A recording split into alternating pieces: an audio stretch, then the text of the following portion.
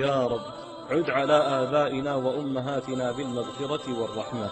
اللهم اغفر لهم، اللهم ارحمهم، اللهم تجاوز عنهم، اللهم أكرم نزلهم، اللهم وسع مدخلهم، اللهم حسن خواتيمهم، اللهم اشف مريضهم، اللهم عاف مبتلاهم، اللهم أصح مريضهم، اللهم متعنا بحياتهم، اللهم أسعدنا بدعوتهم، اللهم استعملنا في خدمتهم، اللهم استعملنا في خدمتهم، اللهم وارزقنا البر بهم يا رب العالمين.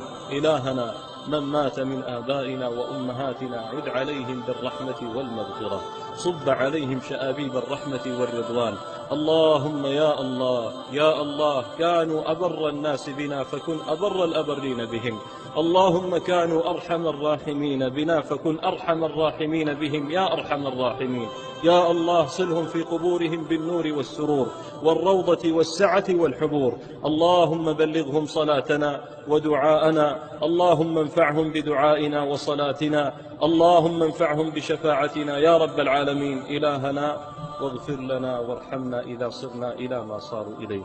اللهم قيض من ذرياتنا وأبنائنا وإخواننا وأحبابنا من يدعو دعاءنا ويلح إلحاحنا يا رب العالمين.